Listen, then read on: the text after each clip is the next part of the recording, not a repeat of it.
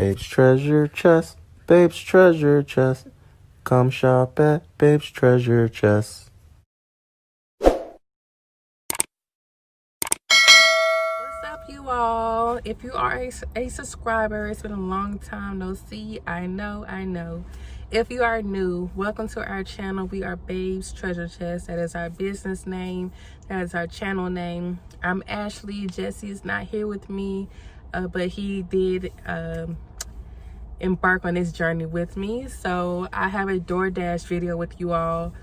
If you know about us, we are entrepreneurs. I quit my full-time job, so I'm strictly entrepreneur, and so I had to find multiple streams of income because one or two is not paying on my bills. So I have multiple streams of income, and door dashing is one of them.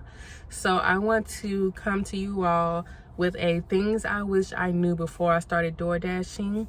So, you know, if you thought about door dashing, then, you know, this would be helpful for you. Just some background. I'm in Stockbridge, Georgia, and I love door dashing here.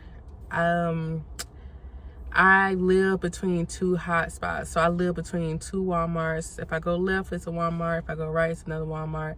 Two Kroger's, two Chick-fil-A's, two totally separate businesses. So I hit the jackpot. I prefer one area over the other, but we're not getting into that. So let's start off with fast pay. If you think you finna just sign up for DoorDash, get a little quick dollar, and pay your bills the next day, no. No. First of all, you have to DoorDash for 2 weeks and have a minimum of 25 orders in your history before you can do fast pay. So that's 2 weeks that you have to DoorDash. Also, it takes another week for them to verify your payment source. So that's 3 total weeks that you have to DoorDash. And you don't have to DoorDash every day or consecutively, but you do have to get those 25 orders. And then along with the 25 orders, you have to wait 3 weeks. So 25 orders first, within those 2 weeks that you have to wait first. And then you have another week to wait to get your payment verified. I wish I knew that before I signed up, because I was counting on some bills to be paid way before them 3 weeks, but it's all good now. Another thing, DoorDash is if you expect to get some good money from DoorDash, it's going to come from customer tips, because DoorDash has a set rate. To my knowledge, $3 is what they pay. I haven't seen maybe $3.50, maybe $4 at the most. Your peak pays, which is at a certain time, there's a certain time they give you peak pays. They give you the base pay of $3, and then if DoorDash pays you more money, it's because of peak pays. All the rest of it is from customer tips. So if you see someone getting $10, $15 orders, it's because DoorDash paid them $3 and the customer paid the rest. So yeah, I don't know how I feel about that, because customers don't always like to tip, but whatever. Next thing I learned is Walmart orders suck. I say that because you can get a good Walmart order that'll be like, boom, they will pay you $7 to go 3 miles, which is good. They can have like 70 items that you have to deliver and put to their door. They can have 3 items and they be heavy. They could be 3 cases of water. They could be 3 plasma TVs. They can be 3 big old heavy bags of dog food. So don't let Walmart orders trick you. If you see 70 items, you know, okay, that's a lot, whatever. If you see 1 item, 2 items, 3 items, I still don't do those, because I have no idea how heavy the items are. And if I have to go to an apartment building and go to the 3rd floor with some heavy items, oh, I'm pissed. So I never, ever do Walmart orders. Me and Jesse done it together. We done, I think, maybe 2 or 3, and we've seen for ourselves that Walmart orders are not it. Like, we not doing Walmart orders. And he can lift the heavy stuff, but it's still a hassle. Like, Another thing, another store is Walgreens. I don't hate Walgreens as much as I hate Walmart. The reason why I don't like Walgreens is because you have to shop the items and then go to the register and pay with a red card, which is a DoorDash card. I don't like shopping for myself. Like, if I wanted to shop, I would do Instacart. Like, I hate shopping. I hate having to pick the specific items. Like, but every now and again, if I see that it's worth it, and you know, let's just say I get a $10 Walgreens order and they only want 3 items. Okay, I'll go through the headache and get it. But they also can be ordering heavy stuff in Walgreens, but it's less likely because Walmart got a lot more items. Moving on. Peak Pays does not guarantee fast orders. So when you go to the DoorDash map, you will see, you know, the map will be lit up. Oh, we're gonna add, you know, $1 here, you can get $3 here, you can get $2 here. That does not mean that you're gonna go like this with orders. There's been times where I've been in the peak pay range and I waited an hour or an hour and a half to get a damn order. Like, that's crazy. So what determines a high volume of orders is when it says busy, or when you look at the map, it'll have red, it will have dark red, and it'll have dark red, and it'll say busy or very busy. Busy and very busy is exactly what it means. It's busy and very busy. You might see a lightly redded area with a peak pay, and you can be sitting and waiting. So don't expect peak pays to be popping like that, okay? Also, wearing DoorDash paraphernalia. Jesse's gonna get on me when I on this podcast. I can never talk. Y'all know what I'm talking about. Stuff like this. Yes, and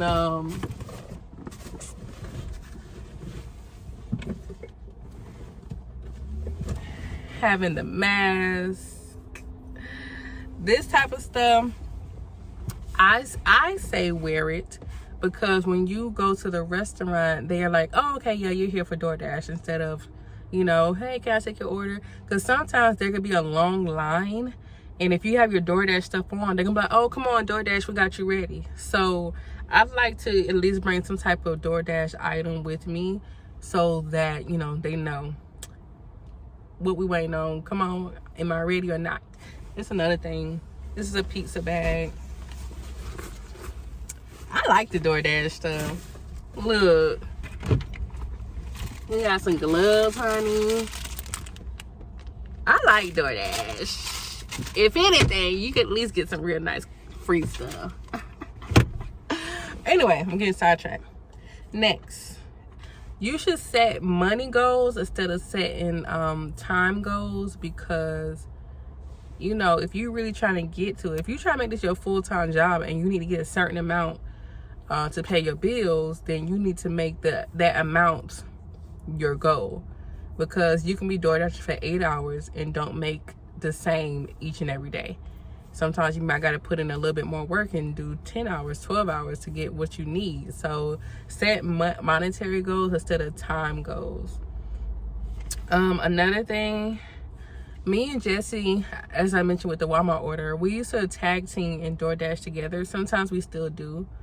But he used to drive and I used to pick up the food and drop out the food. And it made life so much easier, but it's not worth it to split the money. It's not.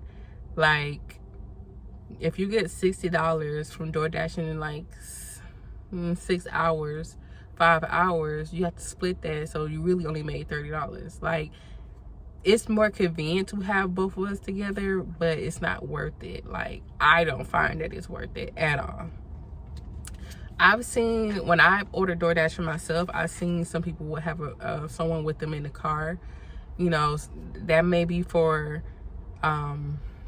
safety reasons, or they might be trying to tag team together, but honestly, I don't find it worth it. So yeah. Next thing, so on your navigations, I use Google Maps. There's an option to turn off highways, and I suggest turning off highways because while you're driving the streetway, you can be getting orders from all the restaurants on the street. While you're on the highway, you might get stuck on the highway, or you might be out of range for orders to come to you. So I always just do the highway. I always turn off highway and only drive the streetway. Let's see. Oh, this is for another story time, but I actually had a customer lie and say that she did not get her order, and that possibly could have deactivated me. So, you know, beware. Some of these ghetto, I'm sorry, I'm just saying, some of them, they ain't even gotta be ghetto. I'm just calling them ghetto because this is some ghetto, that's a ghetto thing to do. Will get the food and then say that they did not receive it, so that the food is free for them, and it will always look bad on your end. With that, here's something else that you should do. You should always take pictures of your order, or, you know, you dropping off the order, so that, you know, that mix-up can't get you deactivated. So DoorDash have you take pictures if you take the order to their door and drop it off and leave it there, but DoorDash does not require you to take photos if you hand the food to the customer. So what I suggest for that is, when you get there, take a picture with the food and, you know, with the person's house. I mean, listen, you got to cover your own apples. So I don't do this. I have not learned my lesson yet, and you think I would, but I've seen some people in these Facebook groups say, you know, still take a picture and then hand it to the customer. So, you know, just to cover your apples. Another thing, don't expect to go to a rich area and get big tips. Y'all, I've seen the nicest houses, the most expensive damn near mansions, or could have mansions. I've delivered to these houses and they don't tip, or they tip $1 or $2.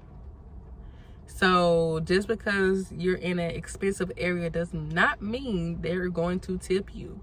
One thing I have learned though, which could be a reason why that's happening, is because these teenagers are the ones that's ordering, and so they're not going to tip you. Usually when there's like the parents ordering, they tip, but the teenagers, or if the parents ordering for their kids, they're not really going to tip like that. So you can take that however way you want. Let's see. So, oh my God, I wish I knew this way before. The acceptance rate as of today, which is December 4th, the acceptance rate for DoorDash does not matter. You can decline however many orders you want to decline. I hope this rain not getting too hard. This is like prime DoorDash weather right here. Cold and rainy, and I'm about to go home. My other DoorDash is about to run a check, but I'm going home. I hope the rain is not too loud. But back to the acceptance rate. You can decline however orders you want. So you may ask, why am I declining orders? If you get an order for $3, which means there's no customer tip, and they want to take you 7 miles, 10 miles out, decline that okay? It's not worth it. Rule of thumb for me, I only accept orders if they are paying me $1 per mile. If it's $3 or $4, they have to be under a mile. A mile or under is when I accept $3 or $4. Above $4, so let's just say we get a $5, $6, $7 order, it has to be $1 per mile. So I'm only gonna take a $5 order if I'm going 5 miles. I'm only gonna take a $7 order if I'm going 7 miles. Nothing. If I have to go 8 miles and I only got $7, I'm going to decline it. That's just how I do it. I mean, you gotta figure out what's worth it for you. But that's what I do. So if I take a $3 order, it's gonna be under amount, like up street. That's what I do. So another thing, a lot of these restaurants are super unorganized. Like, some of these restaurants are on it. Like, they got a little section for you to pick up your food. As soon as you go there, the food ready, bam, go next. Some of these other restaurants though, they put me through the worst. They put me through worse than someone that actually that's ordering as a customer. So you're going to learn what restaurants in your area is on some bull, and those are the ones that I automatically decline. I don't care if they paying good money for low mileages. It's not worth the hassle to get the food from some of these restaurants. So I mentioned earlier, this rainy weather is prime DoorDash weather. Think about it. Like, customers don't want to, you're going to have a lot more orders because no one wants to go out in the rain. I don't want to be out in the rain. So yeah, prepare to be out when it's the coldest, when it's the rainiest, when it's whatever weather is the most unideal. Also at night, you might get a lot of orders. Just think about whenever someone don't want to drive, that's when the orders are going to pick up. All right. Another thing, speaking of at night, I don't drive at night, period. I don't. For personal reasons, I don't drive at night. So my opportunity is a lot less than someone who don't mind driving at night. But yeah, if you're someone who don't like to drive at night, you're gonna have to get up and get out of there earlier than someone else who don't mind. So let's see.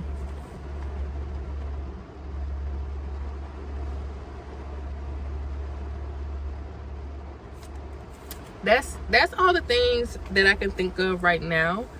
I definitely plan on giving like some tips.